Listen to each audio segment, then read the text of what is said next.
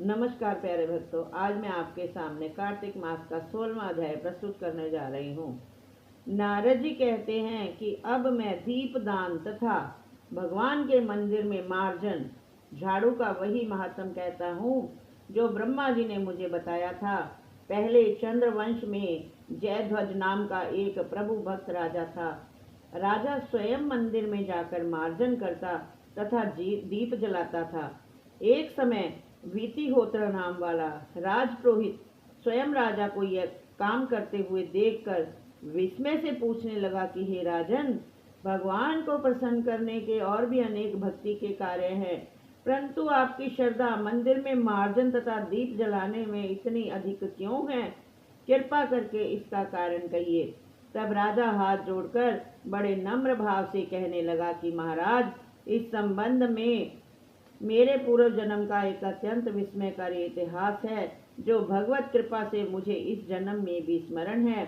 सतयुग में स्वारोचिप मनु के अंदर में वेद तथा वेदांगों को जानने वाला एक ब्राह्मण था जो महान विद्वान होते हुए भी खोटे कर्म करता था। इन खोटे कर्मों के कारण उसके सभी बंधु बांधवों ने उसका परित्याग कर दिया था। एक दिन वह भूख और प्यास से अति दुखित हो घूमता फिरता नर्मदा नदी के तट पर जा पहुंचा और वहीं पर उसने अपने प्राण त्याग दिए।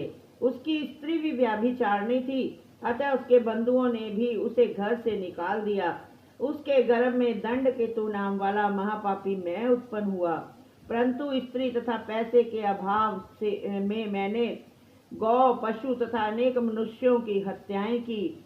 एक रात्रि को किसी दूसरी की स्त्री से भोग करने की इच्छा से एक सूने मंदिर में गया। वहां जाकर कपड़े से स्थान साफ किया, फिर दीपक जलाया।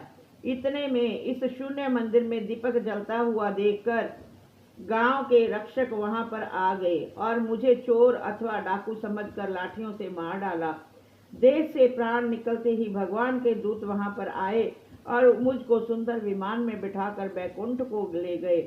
कार्तिक के महीने में भगवान के मंदिर में दीपक जलाने तथा झाड़ू देने से मुझे इतना फल मिला कि कई कल्पों तक स्वर्ग का सुख भोग फिर मैंने चंद्रवंश में जन्म लिया। यदि श्रद्धा और भक्ति पूर्वक कार्तिक के महीने में यह सब कार्य किए जाए तब तो उसके पुण्य का कहना ही क्या, अनंत फल प्राप्त होगा।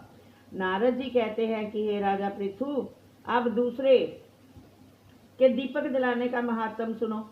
मनु के वंश में रैवत नामक राजा का भद्रबुद्धि नाम वाला पुत्र था। फिर उसके यहाँ महाप्रकर्मी सुदर्शन नाम का पुत्र उत्पन्न हुआ। भद्रबुद्धि की राजधानी नर्मदा के तट के समीप महेंद्र पर्वत पर थी। एक समय सुदर्शन वन में शिकार खेलने के लिए गया। अपने साथियों के साथ घूमते फिरते उसने नदी के उस पार एक सुंदर कन्या को देखा। तब अपने साथियों को वहीं पर छोड़ घोड़े पर सवार हो सुदर्शन तत्काल नदी के उस पार जा पहुंचा। वहां उस रूपवती कन्या को देखकर वह उस पर मोहित हो गया। कन्या की शोभा युक्त उस बलशाली वीर पुरुष को देखकर लज्जा को प्राप्त हुई। फिर सुदर्शन के पूछने पर उस कन्या ने बताया कि वह गौड़ राजा की पुत्री है और उसका नाम मदनालसा है।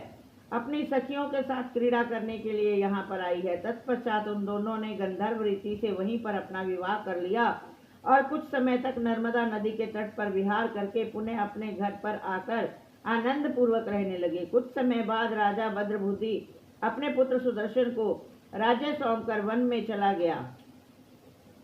तत्पश्चात सुदर्शन बड़ी राजनीति से राजकाज चलाने लगा। रानी मदनालसा सदा अपने पति को विष्णु भगवान की पूजा का उपदेश करती रहती थी। इस प्रकार दोनों ही भगवान के बड़े भक्त थे। उन्होंने भगवान का स्वर्ण मंदिर बनवाया। दोनों ही उसमें भगवान का पूजन और दीपदान किया करते थे। एक समय रानी मंदिर में दीपक जला रही थी। उसी समय राजा ने उसको बुलाया, परंतु दीपक जलाकर आने में रानी को कुछ देरी हो गई। तब सुदर्शन ने क्रोधावेश में आकर रानी से कहा कि तुम तो कहा करती थी कि पति ही स्त्री का देवता है, फिर इस दीपदान में इतनी देर लगाकर तुमने मेरा अनादर क्यों किया? यदि देर से आने का कोई गुप्त कारण है तो बताओ। सती साध्वी मदनालसा बड़े मीठे वचनों से बोली कि महाराज, मैं दीपदान का महत्व आपसे कहती हूँ। मदनालसा कहने लगी कि अब मेरा चरित्र सुनिए। पिछले जन्म में मैं अन्न कण ग्रहण करने वाली चूहिया थी। एक दिन गोदावरी के तट पर भगवान के मंदिर में रात्रि को जलता हुआ दीपक बत्ती छोटी होने से बुझने लगा। मैंने बत्ती को लोभ से पकड़कर उठाया तो उस समय दीपक तो जल गया, परंतु मेरा मुख भी जल गया और इसी से दुखी होकर मैं मृत्यु को प्राप्त हो गई। क्योंकि रात्रि के समय भगवान का दीपक प्रज्वलित कर दिया था, इसी कारण मैं ऐसी रूपवती आपकी रानी बनी। यदि श्रद्धा पूर्वक भगवान के मंदिर में दीपदान किया जाए तो उसके फल का तो कहना ही क्या है। अपनी रानी के मुख से यह वचन सुनकर सुदर्शन कार्तिक मास में व्रत करके आजीवन भगवान के मंदिर में दीप दान करता रहा और अंत में बैकुंठ को प्राप्त हुआ। इसी श्री 16वां अध्याय समाप्तम।